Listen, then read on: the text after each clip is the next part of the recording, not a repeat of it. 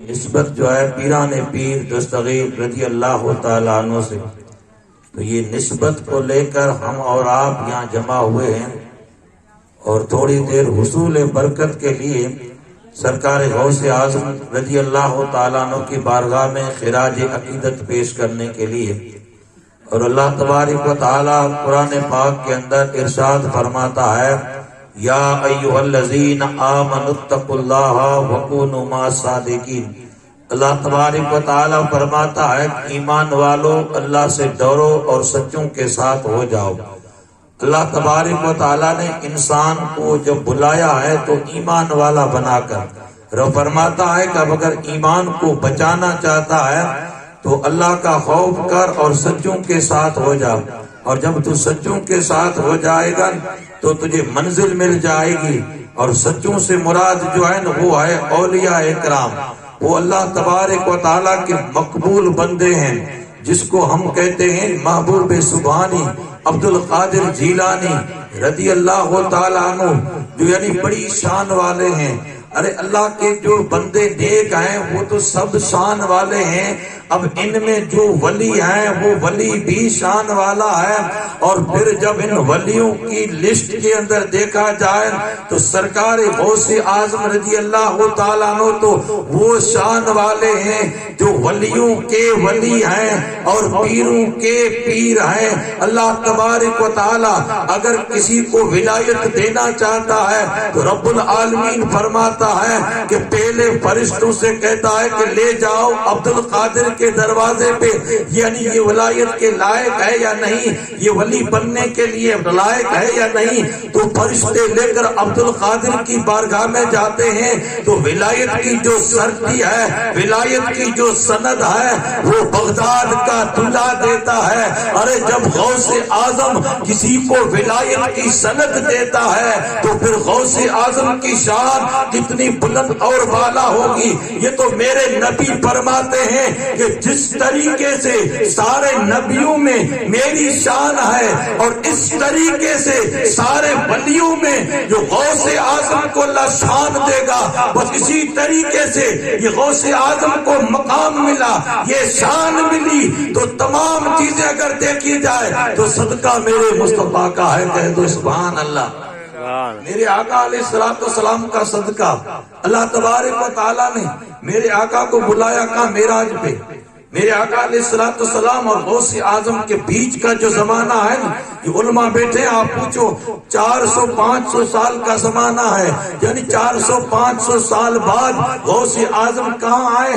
یعنی زمین کے اوپر اس دنیا کے اندر اللہ نے پیدا فرمایا ہے غوث اعظم کو 400-500 سال پہلے میرے نبی کا زمانہ ہے۔ اور میرے آقا علیہ الصلوۃ والسلام نے جب معراج کی رات جبریل آئے ہوئے ہیں، کہا کہ یا رسول اللہ، اللہ تبارک و تعالیٰ آپ سے ملنا چاہتا ہے، آپ کی ملاقات کا مشتاق ہے، آپ کو بلاتا ہے۔ میرے کریم آقا نے فرمایا، کہا کہ جبریل جب میرا رب بلاتا ہے تو میرے لیے تم کیا لے کر آیا ہے؟ تو جبریل نے کہا یا رسول اللہ، یہ جنتی براق لے کر آیا ہوں اور آپ اس کے اوپر سوار ہو جائیں۔ میرے آقا فرماتے ہیں کہ میں آگے چلا اور آگے چل کر جو ہے براق کے قریب گیا۔ اب جیسے براق کے قریب گیا تو میں نے دیکھا کہ یعنی ادھر ادھر کوئی چیز تلاش کی تو مجھے کوئی چیز نظر نہ آئی۔ تو پھر میں نے جبریل سے کہا کہ جبریل اگر ایسی کوئی چیز مل جائے جس کے اوپر میں جو ہے اپنے قدم کو رکھ کر اس براق کے اوپر سوار ہو جاؤں۔ حضرات گرامی درود شریف پڑھنا، اللہم صلی علی سیدنا مولانا محمد بارک وسلم، صلاۃ و سلام علیک یا رسول اللہ، صلاۃ و سلام علیک یا حبیب اللہ صلی اللہ تعالی علیہ وسلم۔ جبریل سے میرے نبی نے کہا کہ جبریل اگر ایسی کوئی چیز مل جائے جن سے جو ہے میں یعنی اپنا قدم رکھ کے اور براق کے اوپر سوار ہو جاؤں۔ جبریل نے جب دیکھا تو اس وقت روح عبد القادر جیلانی رضی اللہ تعالیٰ عنہ سے آواز آتی ہے کہ یا رسول اللہ، ابھی جسمانی طور پر نہیں ہوں، ابھی روحوں کے عالم میں ہوں، اگر آپ کو کسی چیز کی ضرورت ہے تو آپ جو ہے میری پیٹھ کے اوپر قدم رکھ کے جو ہے وہ براق کے اوپر سوار ہو جائیں۔ وارے کملی والے مصطفیٰ تیری شان کے اوپر قربان جاؤ۔ میرے آقا علیہ الصلوۃ والسلام والسلام نے جب روح غوث اعظم کی آواز سنی تو کہا کہ بیٹا عبد القادر، یہ میرا قدم جو ہے وہ تیری پیٹھ کے اوپر ہے، اور ایک وقت آئے گا جو جامع مسجد بغداد کے اندر تو اعلان کرے گا کہ میرا یہ قدم جو ہے یہ سارے ولیوں کی گردن کے اوپر ہے۔ تو یہ شان ملی ہے نا غوث اعظم کو، یہ شان جو میرے آقا علیہ الصلوۃ والسلام کے صدقے میں، اور یہ کمال جو ملا ہے یہ میرے آقا کے صدقے میں۔ اب یہی تو ہے نا میرے نبی کا زمانہ تھا، اور میرے نبی کا ایک عاشق تھا جن کا نام تھا حضرت اویس کرنی رحمت اللہ تعالی علیہ۔ جب ان کا زمانہ تھا اور میرے آقا نے دیکھو بھائی پیغام بھیجا تھا کس کے پاس؟ اویس کو میرے نبی نے سلام بھیجا تھا۔ آج ہر ایک انسان، یہ علماء بیٹھے ہیں، آپ اور ہم جو سب بیٹھے ہیں، ہم بیٹھ کر سلام پڑھتے ہیں اور کھڑے ہو کر پڑھتے ہیں۔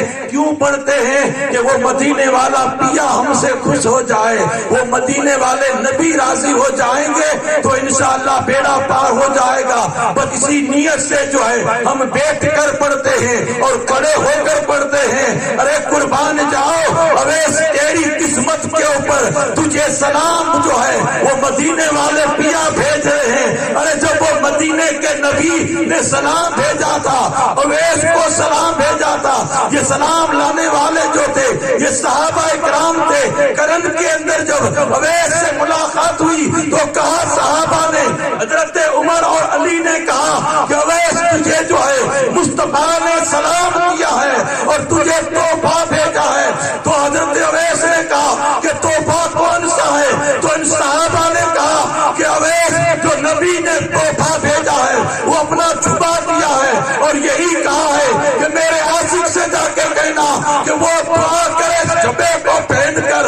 ارے اس عاشق کے رسول نے جبے کو لیا اور صحابہ چلے جاتے ہیں، رات ہو جاتی ہے، ساری دنیا سو جاتی ہے، اور اس وقت وہ حضرت اویس کرنی جو میرے نبی کے عاشق ہیں وہ کھڑے نہیں کے جبے کو جو ہے سامنے رکھتے ہیں۔ یہ جھبا کس کا ہے؟ یہ مصطفیٰ کا جھبا ہے، سامنے رکھتے ہیں اور دعا کرتے ہیں کہ الہ العالمین رسول اللہ کی امت کی مغفرت فرما دے۔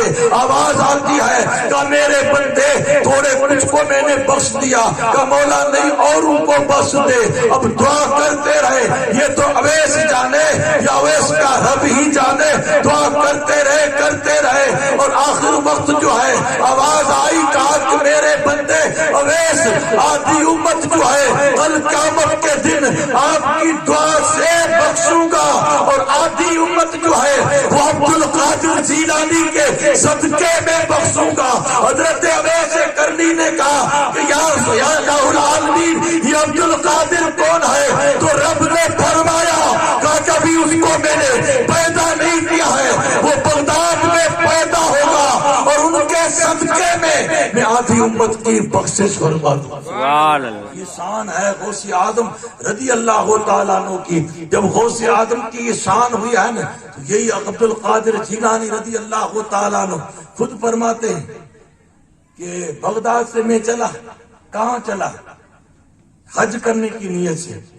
جب حج کرنے کی نیت سے گھر سے نکلا، قافلہ ساتھ میں ہے، اور غوث اعظم رضی اللہ تعالیٰ عنہ فرماتے ہیں کہ ہمارا قافلہ جو ہے جا رہا تھا تو ایک چھوٹا گاؤں آیا، تو غوث اعظم نے فرمایا کہا کہ یہاں رک جاتے ہیں، رات گزار لیتے ہیں اور صبح ہوگی یہاں سے چلے جائیں گے۔ رات ہوئی تو وہیں رک جاتے ہیں۔ اولیاء اکرام کی شان دیکھو، غوث اعظم نے اپنے کسی مرید سے کہا، قافلے والے سے کہا کہ اس گاؤں میں چلے جاؤ اور اس گاؤں کے اندر سب سے زیادہ کوئی غریب ہو اس سے جا کے کہنا کہ ہم تمہارے مہمان ہیں۔ اب وہ جو ہے نا مرید دوڑتا رہا، گھومتا رہا، چلتے چلتے غریب جو ہوتا ہے نا وہ گاؤں کے بیچوں بیچ اس کو جگہ نہیں ملتی ہے۔ اس کو جگہ کہاں ملتی ہے؟ گاؤں کے کنارے، یعنی کہ جھاڑیوں کے اندر جو اس کا مکان ہوتا ہے۔ چلتے چلتے مکان مل گیا۔ اب جیسے مکان ملا، غوث اعظم رضی اللہ تعالیٰ عنہ نے فرمایا کہا کیا ہوا؟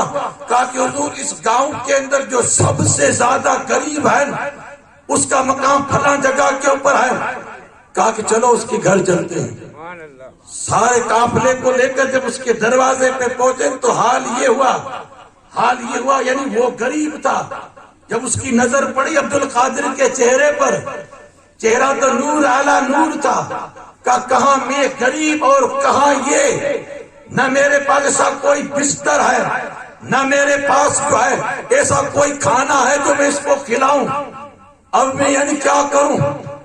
تو یعنی غوث اعظم جیسے اندر گئے، مکان کے مالک سے کہا کہ میں آپ کا میزبان ہوں۔ اب وہ قسمت یعنی کہ اپنی قسمت کی پر ناز کرا، کہاں بھائی میں کہاں اور وہ، اور یہ ساری باتیں جو ہے نا وہ سوچتے سوچتے ڈرنے لگا۔ غوث اعظم رضی اللہ تعالیٰ عنہ اپنا قافلہ لے کر جب چلے گئے وہاں، اب یعنی کہ گاؤں والوں کو پتا چلا کہ بڑے پیر آئے ہوئے اس گاؤں کے اندر، بڑے پیر جو ہے نا فلاں کے گھر رکے ہوئے ہیں۔ الحمدللہ دیکھو ہم نسبت والے ہیں، ہم پیروں سے محبت کرتے ہیں۔ آپ اگر کسی پیر کے مرید ہوتے ہیں اور اگر کوئی کامل پیر جو ہے چل کر گاؤں کے اندر آتا ہے، سارے لوگوں کو پتا چل جاتا ہے کہ فلاں گاؤں کے اندر جو ہے پیر صاحب آیا ہوا ہے، لوگ چل کر اس کی ملاقات کرتے ہیں۔ اور اسی طریقے سے غوث اعظم کی آمد ہو چکی تھی، لوگوں کو پتا چل چکا تھا کہ غوث اعظم آئے ہوئے ہیں، عبد القادر آئے ہوئے ہیں، ہمارے پیر آئے ہوئے ہیں، پیران پیر آئے ہوئے ہیں۔ تو لوگوں نے سوچا کہ خالی ہاتھ نہیں جانا ہے، یعنی کچھ نہ کچھ تو لے جانا ہے، کچھ ہدیہ دینا ہے۔ وہ پیر کو ہدیہ دے دیں گے تو ہمارے پیر راضی ہو جائیں گے، وہ پیر خوش ہو جائیں گے۔ جب پیران پیر خوش ہو جائیں گے تو ہمارا بیڑا پار ہو جائے گا۔ اب ہر ایک مرید آتا ہے، ہر ایک جانے والا آتا ہے، ہر ایک عاشق آتا ہے تو خالی ہاتھ نہیں آتا ہے۔ کسی کے ہاتھ میں چاندی ہے، کسی کے ہاتھ میں سونا ہے، کوئی بکری لے کر آ رہا ہے، کوئی اونٹنی لے کر آ رہا ہے، کوئی گائے لے کر آ رہا ہے۔ جس کے پاس جو کچھ تھا وہ لے کر آ رہے ہیں، عبد القادر جیلانی کو ہدیے کے طور پہ دے رہے ہیں اور ملاقات کر رہے ہیں۔ آدھی رات گزر جاتی ہے، عبد القادر جیلانی نے فرمایا، کہا کہ اب یہ آنا جانا جو ہے اس کو بند کر دو، تہجد کا وقت ہو گیا ہے، نماز پڑھو۔ جب نماز پڑھی، پھر فجر کی نماز پڑھی، صبح ہوئی، اب یہ قافلہ روانہ ہونا والا تھا۔ لوگ جو قافلے میں تھے وہ حیرت میں پڑ گئے، کہا کہ اتنا مال ملا ہے، ہم تو مسافر ہیں، غوث اعظم کے ساتھ جا رہے ہیں اور غوث اعظم بھی مسافر ہیں، یہ مال کو کیا کریں گے؟ گاؤں ہوتا، گھر ہوتا تو کہیں نہ کہیں چھوڑ دیتے، اور اب اس کو یعنی کہ یہ مال کیا کریں گے غوث اعظم؟ غوث اعظم نے قافلے کو چلنے کا حکم دینے والے تھے، اور اس وقت جو غوث اعظم نے اعلان کیا، اور اعلان یہی کیا، کہا کہ تمہارا جو بیٹا ہے وہ کہاں ہے؟ تو بیٹے کو بلایا گیا۔ اب یہ مکان کا بھائی جو مالک تھا یہ غریب تھا، اور پھر جب بیٹے کو بلایا، ایک بیٹا تھا، بہت ساری بیٹیاں تھی اس کی، اور غریب تھا، اور اس نے جب اپنے بیٹے کو بلایا، بیٹا جب قریب آیا تو میرے غوث اعظم نے فرمایا، کہا کہ بیٹا یہ جو کچھ بھی مال ہے، یہ جو بھی کچھ دھن دولت ہے، یہ سب یعنی میں تجھے قربان کر دیتا ہوں، یہ تمہیں سب دے دیتا ہوں۔ ارے ان کو سپرد کر دی۔ غوث اعظم فرماتے ہیں میں اپنے قافلے کو لے کر چلا گیا۔ کہاں چلا گیا؟ حج کرنے کے لیے۔ حج سے فراغت پائی، واپس گھر چلے آئے۔ دن گزرتا رہا، راتیں گزرتی رہی، سالیں گزرتی رہی، صدیاں گزرتی رہی، اور ایک وقت آیا۔ وہ وقت کون سا آیا کہ غوث اعظم نے اس دنیا سے تو پردہ فرمایا، اور غوث اعظم کا بیٹا تھا جن کا نام تھا عبد الرزاق، وہ اپنے یعنی حج کے ارادے سے اسی راستے سے نکلا تھا۔ غوث اعظم جو ہے جاتے وقت اس کے گھر رکے تھے، اور وہ عبد الرزاق جو ہے حج کر کے واپس اس کے گاؤں میں آیا، پہنچا، اور جیسے پہنچا اس گاؤں میں آ کر رکے، اور رکے تو دیکھو قسمت نے کیسے ساتھ دی ہے، اور جہاں غوث اعظم رکے تھے وہاں آ کے رکے۔ غوث اعظم رکے تھے تو حال کیا تھا؟ یعنی کہ جھونپڑی تھی، جھونپڑی غریب تھا، اور آج جب ان کا بیٹا دیکھتا ہے تو یعنی کہ مال بنا ہوا ہے، بنگلے بنے ہوئے ہیں۔ اور یہ آج الحمدللہ ہم جو 11ویں شریف کرتے ہیں، ہم یہ کہتے ہیں کہ ہم تو غریب ہیں، ہم تو لاچار ہیں، مگر عبد القادر جیلانی کی یہ 11ویں کرتے ہیں، اور غوث اعظم کا ہم جو ذکر کرتے ہیں تو میرا تو وجدان یہ کہتا ہے کہ وہ عبد القادر بغداد میں نہیں، کہ جو چاہنے والا جو عبد القادر کا ذکر کرتا ہے، جو ان کی 11ویں کرتا ہے، اس کے گھر عبد القادر تشریف لے آتے ہیں۔ ارے پھر جب غوث اعظم آ جائے، ان کے قدم ہو جائے تو انشاءاللہ بیڑا پار ہو جاتا ہے۔ تو حضرات گرامی، میں بات یہ کر رہا تھا کہ وہ عبد الرزاق غوث اعظم کا بیٹا آیا، اور آیا تو کہاں آیا؟ وہیں آ کے رک گیا اس گھر میں۔ جیسے وہاں رکا تو اس وقت جو ہے پوچھا کہ بھائی یہ گھر کس کا ہے؟ بھائی باہر سے جو آتا ہے، جیسے ہم اور یہ جتنے جو مولانا ہم آئے ہوئے ہیں، تمہارے گاؤں کو نہیں ہم پہچانتے تو پوچھیں گے یہ گھر کس کا ہے، کس کے گھر؟ یعنی 11ویں شریف آئے، غوث اعظم کا بیٹا آیا اور پوچھنے لگا کہ یہ محل کس کا ہے، یہ گھر کس کا ہے، مالک کون ہے؟ تو مالک باہر نکلا، جو محل کا مالک تھا نا وہ باہر نکلا، اور باہر نکل کر کہا کیا کہنا چاہتے ہو؟ کہ یہی کہنا چاہتا ہوں کہ یہ محل آپ کا ہے، آپ کا نام کیا ہے؟ تو پھر اس یعنی کہ جو محل کے مالک تھے، یوں سمجھو مکان کے مالک جو تھے، انہوں نے کہا یہ میرا نہیں ہے، یہ سب تیرا ہے۔ کہ بھائی میرا کیسے ہو سکتا ہے، میں اس گاؤں میں کبھی نہیں آیا ہوں، میرا کیسے ہو سکتا ہے؟ ارے تو جو مالک تھا اس نے عبد القادر کی یہ ساری بات بتائی، اور بتانے کے بعد کہا میں تو غریب تھا، میں تو مسکین تھا، میں تو لاچار تھا، مگر عبد القادر کی نظر پڑ گئی، اللہ نے مجھے مالا مال بنا دیا۔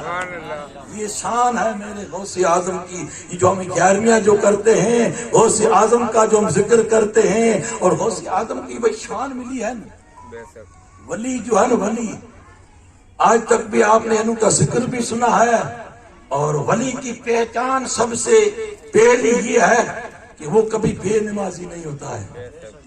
ولی ہے نا، یعنی کہ اگر کوئی اپنے نام سے اپنی زبان سے کہتا رہے تو ہزاروں مرتبہ کہتا رہے، اور ولی کی سب سے پہلی پہچان جو ہے نا وہ ہے یعنی وہ کبھی بے نمازی نہیں۔ غوث اعظم کا ذکر ہمیشہ ہم سنتے آ رہے ہیں، اور ہم اس لیے کرتے ہیں کہ ہمارا ایمان تازہ ہو جائے۔ بہت دن ہوئے سنے، اور آپ اس لیے سنتے ہیں کہ ایمان تازہ۔ غوث اعظم اور ان کے اوپر شیطان نے بھائی وار کیا تھا، اور وہ وار بھی زمین سے نہیں آسمان سے، اور وہ بھی انسانی صورت میں نہیں بلکہ ایک بادل کی صورت میں آ کر کہا کہ عبد القادر نماز پڑھنے کی ضرورت نہیں ہے۔ غوث اعظم نے سوچا کہ یہ کون ہے، اور یہ کیوں کہہ رہا ہے کہ غوث اعظم تم نے بہت نمازیں پڑھی ہے، اب نماز پڑھنے کی ضرورت نہیں ہے۔ غوث اعظم نے ادھر ادھر دیکھا، سوچا، کہا کہ عبد القادر تو کون ہے تجھ پہ نماز معاف ہو جائے؟ ارے وہ رحمت للعالمین جو اللہ تبارک و تعالیٰ نے سارے انسانوں میں افضل اور اعلیٰ پیدا فرمایا، وہ میرا محبوب جن کی شان میں جو ہے بریلی کے امام فرماتے ہیں کہ سب سے اعلیٰ و اولا ہمارا نبی، سب سے بالا و اولا ہمارا نبی، اپنے مولا کا پیارا ہمارا نبی، دونوں عالم کا دلہا ہمارا نبی۔ ارے وہ نبی جس کے اوپر بھی نماز معاف نہیں بلکہ وہ نمازوں کے اوپر نماز، سجدوں کے اوپر سجدہ، رکوع کے اوپر رکوع، نماز پڑھتے پڑھتے پاؤں سن جاتے۔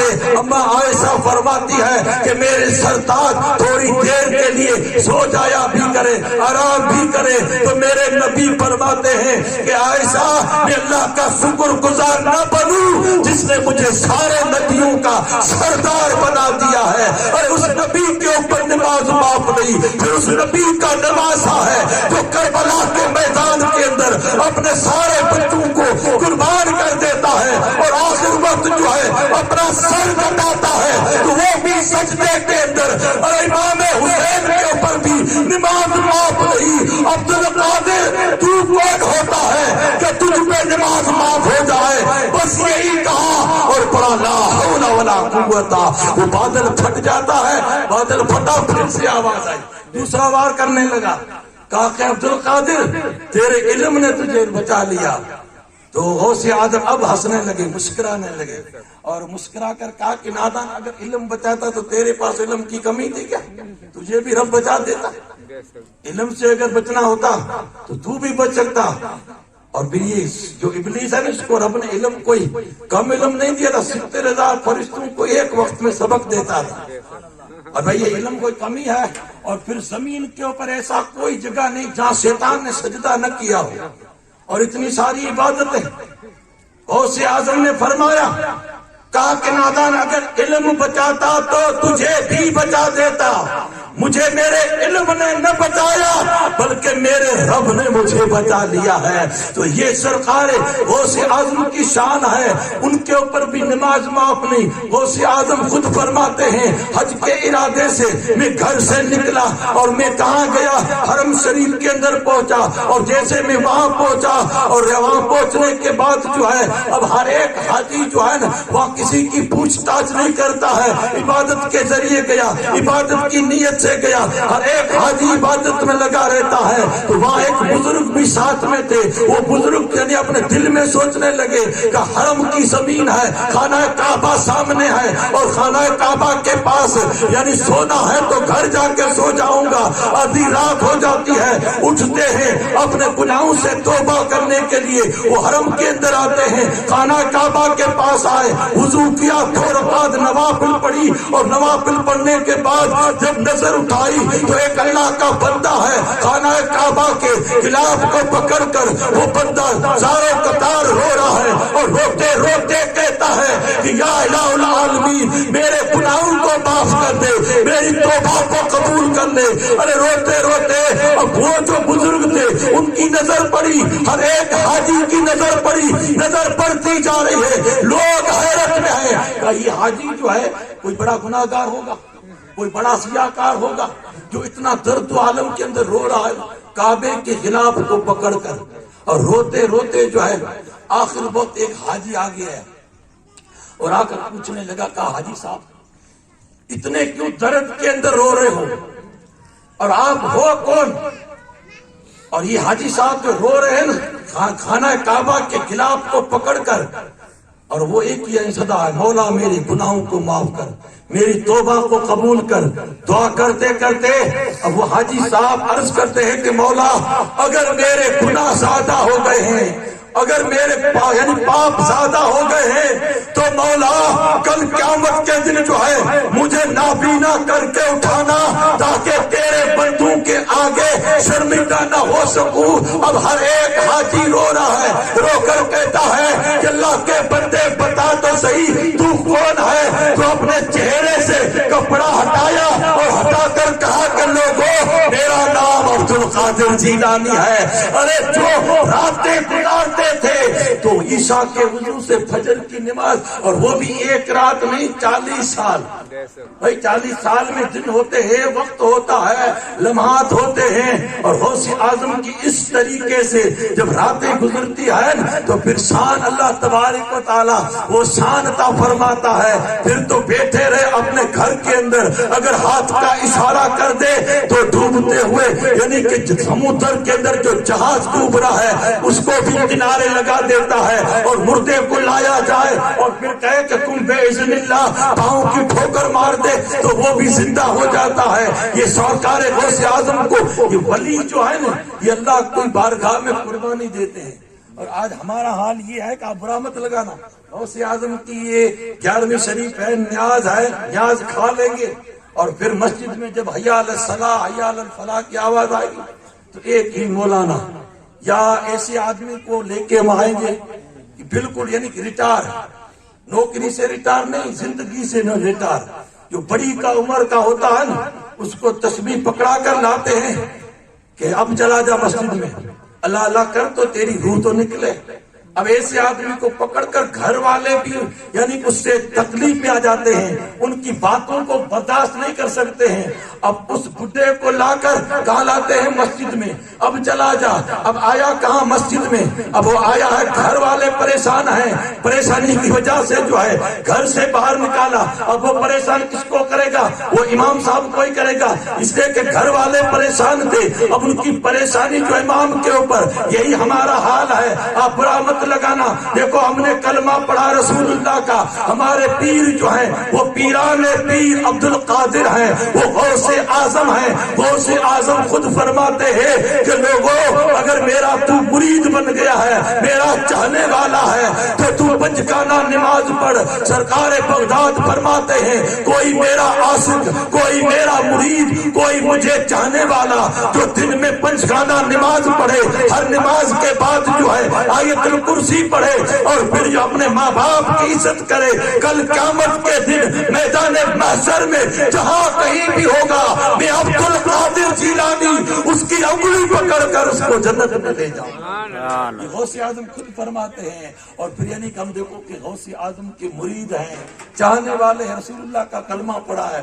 تو حضرات گرامی اب ہماری منمانی نہیں چلے گی, منمانی میرے آقا کی چلے گی. مرضی جو چلے گی وہ میرے مصطفیٰ کی چلے گی. جب میرے مصطفیٰ کے حکم کے مطابق جب ہم عمل کریں گے تو انشاءاللہ کامیاب اور کامران ہو جائیں گے. سرکار غوث اعظم رضی اللہ تعالیٰ عنہ اپنے مدرسے میں بچوں کو پڑھا رہے تھے, اور پڑوس میں رہنے والا ایک شخص تھا, اور وہ پریشان ہوا, اور پریشان ہو کر اپنے دل میں سوچا, کہا کہ عبد القادر کی بارگاہ میں چلا جاؤں, غوث اعظم کی بارگاہ میں چلا جاؤں, دعا کرا کے. اب دیکھو کہ یہ دعا کرانا, ولیوں کے بازار پہ جانا اور وہاں سے جا کے بھیک مانگنا, یہ کوئی ناجائز نہیں, جائز ہے. اور ہمارا ایک وجدان ہے کہ ہم مانگنے والے ہیں, وہ داتا ہیں دینے والے.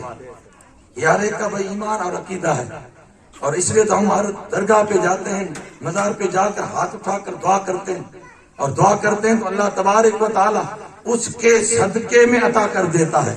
انسان ہے, آدمی ہے, اگر حقیقت دیکھی جائے تو بشر ہے, آدمی ہے, جیسے ہم بھی آدمی اور وہ بھی آدمی. اور پھر انسان میں فرق ہوتا ہے. ہم اگر یعنی مر جائیں تو عزیز رشتہ دار جو ہے 40واں ہو جاتا ہے, اس کے بعد میں کوئی فاتحہ پڑھنے کے لیے نہیں آتا ہے, مگر اللہ کا مرد مجاہد اگر اس دنیا سے چلا جائے صدیوں کی صدیاں گزر جاتی ہے, وقت کا وقت گزر جاتا ہے, لوگوں کی بھیڑ لگی ہوئی ہے, لوگوں کا میلہ لگا ہوا ہے. یہ میلہ کیوں لگا ہوا ہے؟ آج بھی چلے جاؤ میرے خواجہ کی نگری کے اندر اپنے بھی آتے ہیں, غیر بھی آتے ہیں, اور مانگنے میں فرق ہوتا ہے. اپنے والے جب مانگتے ہیں تو ہاتھ یوں کر کے مانگتے ہیں, اور غیر جب مانگتے ہیں تو یوں کر کے مانگتے ہیں. مگر میرے خواجہ جو ہے یہ نہیں دیکھتے ہیں اپنے والا آیا ہے جھولی بھر دوں, غیر آیا ہے اس کو نہیں دینا ہے. نہیں, میرے خواجہ کا تو در جو ہے سخی در ہے, جو کوئی آیا میرے خواجہ اس کی بھی جھولی بھر دیتے ہیں. اور میں بات یہی کرنے جا رہا تھا کہ خواجہ کے پاس آیا, اولیاء کے بارگاہ میں آیا, ارے مزار کے اوپر گئے, اور وہاں اللہ تبارک و تعالیٰ جو ہے ان کے صدقے میں جھولی بھر دیتا ہے. فرق یہی ہے کہ ہم ہیں روح والے, وہ ہے روحانیت والے. ہم مر جاتے ہیں, روح نکل جاتی ہے, کھیل ختم ہو جاتا ہے. جو روحانیت والا ہوتا ہے نا, وہ چاہے تو زمین کے اوپر رہے اور چاہے تو زمین میں رہے, چاہے باہر رہتا ہے پھر بھی فیض دیتا ہے, زمین میں جاتا ہے تو بھی فیض بانٹتا رہتا ہے. ارے اس آدمی کو پتا چلا کہ میں عبد القادر کی بارگاہ میں چلا جاؤں, غوث اعظم کی بارگاہ میں چلا جاؤں, اور وہاں جا کے میں جو ہے عرض کروں کوئی دعا کریں. ولی ہے, مانتا تھا, غوث اعظم کو مانتا تھا, ایسا نہیں مانتا. اب یعنی یہ نیت لے کر غوث اعظم کی بارگاہ میں پہنچا. غوث اعظم نے فرمایا, کہا کہ بیٹا تیرا حال یہ کیوں ہو گیا ہے؟ کہا کہ حضور پریشانی کے اوپر پریشانی, نہ مال میں برکت ہے, نہ گھر میں سکون ہے, نہ گھر میں چین ہے, نہ گھر میں آرام ہے, اور آپ کی بارگاہ میں آیا ہوں کہ آپ دعا کریں اگر قسمت کا ستارہ چمک جائے. اب عرض کرنے کے بعد دیکھو وہ جو ماننے والا تھا, مرید تھا, جو غوث اعظم کا چاہنے والا, وہ بیٹھ گیا اور بیٹھ کر سوچنے لگا. سوچتے جو اس کے دل میں خیال آئے, کہا کہ غوث اعظم ہاتھ اٹھا کر دعا کریں. آج دیکھو کہ ہمارا اور آپ کا یہ عقیدہ ہے کہ پیر صاحب گھر پہ آتے ہیں, ہم کھانا کھلاتے ہیں, اور کھانا کھلانے کے بعد ہم کہتے ہیں پیر صاحب دعا کرو. اب جب وہ پیر دعا کرتا ہے تو میں آپ سے پوچھتا ہوں کہ ہم دعا کیوں کراتے ہیں؟ دعا اس لیے کراتے ہیں کہ پیر صاحب اگر دعا کریں گے تو اللہ ہمیں اس دعا کے صدقے میں مالا مال کر دے گا. اور اسی نیت سے جو ہے ہم پیر صاحب سے دعا کراتے ہیں. وہ سوچنے لگا کہ غوث اعظم جو ہے ابھی ابھی ہاتھ اٹھائیں گے اور دعا کریں گے اور یا کوئی یعنی وظیفہ دیں گے یا قرآن کی کوئی آیت دیں گے کہ بیٹا یہ جا کے گھر پہ پڑھ, یہ پڑھے گا اس کی برکت سے برکت آ جائے گی. وہ سوچنے لگا. سوچتے سوچتے کافی دیر گزری. پھر غوث اعظم نے نظر اٹھائی اور نظر اٹھا کر کہا کہ بیٹا تو نے جو کہا تھا وہ میں نے سن لیا ہے, گھر چلا جا اور تمہارا گھر جو ہے اس کے دروازے پہ جو ہے پردہ ڈال دینا.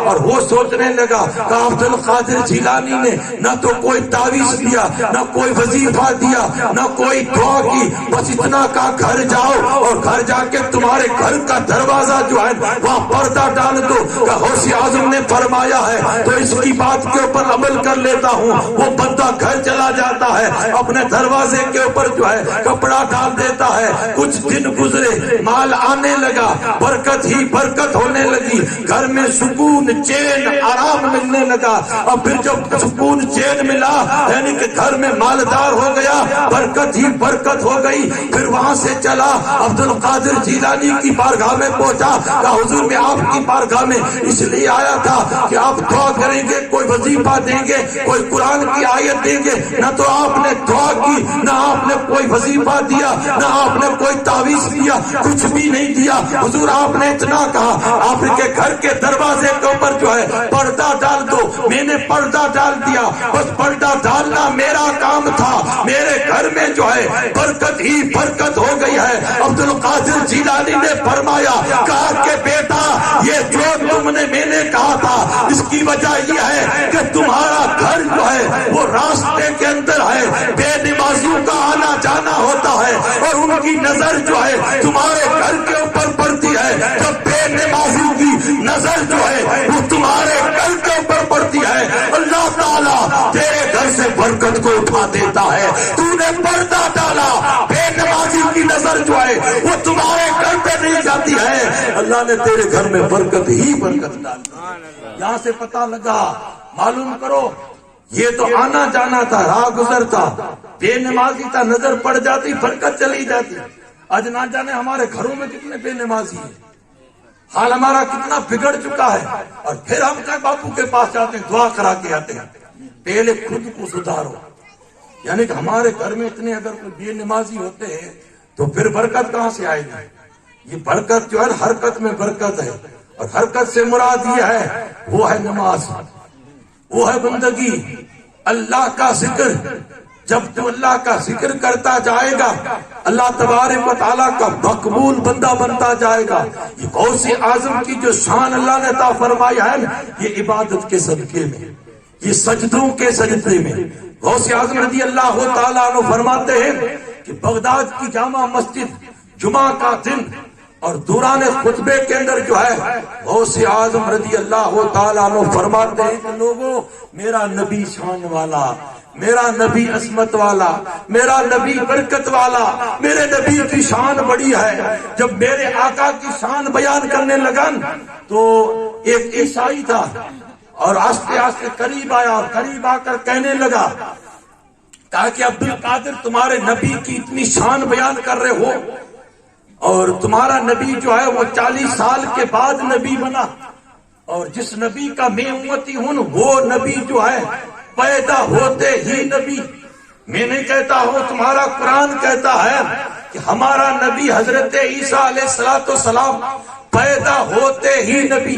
3 دن کا تھا, پگوڑے میں بول پڑا اور بول کر کہنے لگا کہ لوگوں میں اللہ کا بندہ اور اللہ کا رسول بن کے آیا ہوں, یہ تمہارا قرآن کہتا ہے. غوث اعظم رضی اللہ تعالیٰ عنہ نے فرمایا کہا کہ یہی بات تو کر رہا ہے, میرا نبی تو اس وقت میرا نبی بنا تھا کہ اللہ تبارک و تعالیٰ نے تیرے نبی کے وجود کو نہیں بنایا تھا. تیرے نبی عیسیٰ کو جو نبوت ملی ہے یہ صدقہ قملی والے مصطفیٰ کا ہے. ارے عیسیٰ تو بعد میں آیا ہے.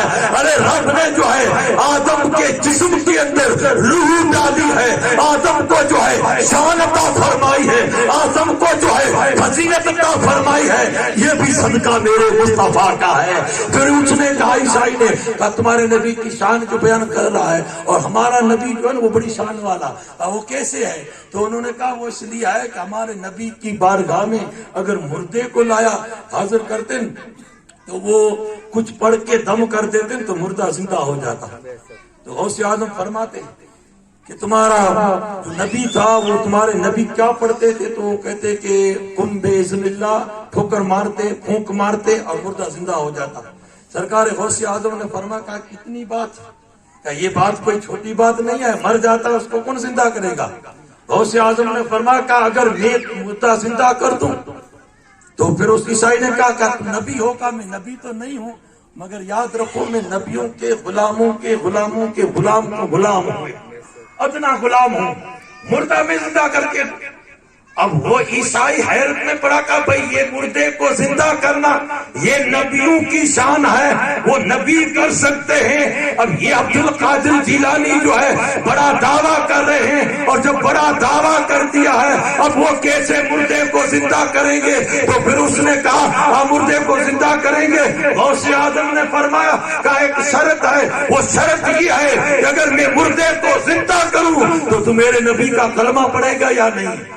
اس نے کہا میں آنکھوں کے سامنے آپ یعنی اپنی آنکھوں کے سامنے جو ہے اگر مردے کو آپ زندہ کریں گے میں کلمہ پڑھ لوں گا۔ غوث اعظم نے فرمایا کہا چل مجھے کسی قبرستان لے چل، میں تجھے مردہ زندہ کر کے دیتا ہوں۔ اب آگے عیسائی پیچھے غوث اعظم قبرستان کی طرف جا رہے ہیں۔ لوگوں نے کہا حضور جمعہ کا وقت ہے، جمعہ کی نماز کا ٹائم ہو رہا ہے۔ عبد القادر جیلانی مسکراتے ہیں اور ہنس کر کہتے ہیں کہ لوگوں تھوڑی دیر صبر کرو تاکہ عیسائی کو مسلمان کر دوں اور یہ بھی ہمارے ساتھ جمعے کی نماز پڑھے گا، تھوڑی دیر رک جاؤ۔ اب ان کو یعنی کہ اختیار دیا کہ تھوڑی دیر صبر کرو۔ چلتے چلتے قبرستان پہنچے، جب وہاں پہنچے تو عیسائی نے کہا کہ یہ جو قبر ہے اس مردے کو زندہ کرنا ہے۔ غوث اعظم نے فرمایا کہا کہ اس مردے کو زندہ کرنا ہے، تجھے معلوم ہے اس کو مرے ہوئے کتنا دن ہوا ہے؟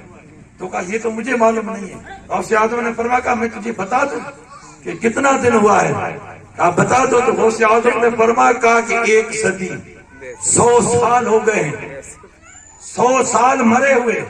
آدمی جب قبر میں جاتا ہے نا تو کچھ دنوں کے بعد کچھ سالوں کے بعد یعنی معاملہ ختم ہو جاتا ہے، نہ کفن رہتا ہے، نہ ہڈی رہتی ہے، نہ بال رہتا ہے، نہ جسم رہتا ہے۔ غوث اعظم نے کیا فرمایا؟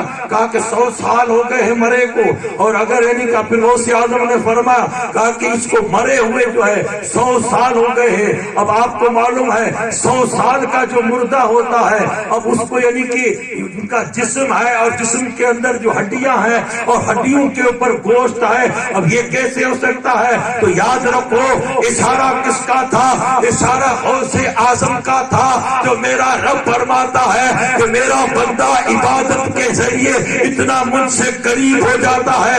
حدیث قدسی ہے، رب فرماتا ہے کہ میں اس کے ہاتھ بن جاتا ہوں، وہ میرے ساتھ پکڑتا ہے، میں آنکھ بن جاتا ہوں، میرے ساتھ دیکھتا ہے، میں پاؤں بن جاتا ہوں، میرے ساتھ چلتا ہے۔ حقیقت یہ ہے کہ اللہ نظر سے پاک ہے، اللہ ہاتھ سے پاک ہے، اللہ پاؤں سے پاک ہے۔ تو پھر حقیقت ظاہر یہ آتی ہے کہ اشارہ غوث اعظم کا ہوتا ہے اور پاور خدا کا ہو جاتا ہے۔ وہ خدا اگر انسان کو ناپاک قطرے سے پیدا کر سکتا ہے تو وہ خدا جو ہے غوث اعظم کے اشارے سے 100 سال کے مردے کو بھی زندہ کر سکتا ہے۔ غوث اعظم نے اشارہ کیا، پاؤں کی ٹھوکر لگائی، کہا کہ زندہ ہو جا۔ اب جیسے میرے عبد القادر کا اشارہ کرنا تھا وہ مردہ زندہ ہو جاتا ہے۔ اسی لیے تو کسی نے کہا کہ نکاح ولی میں وہ تاثیر دے گی، بدلتی ہزاروں کی تقدیر دے گی۔ وما علینا الا البلاغ وآخر دعوانا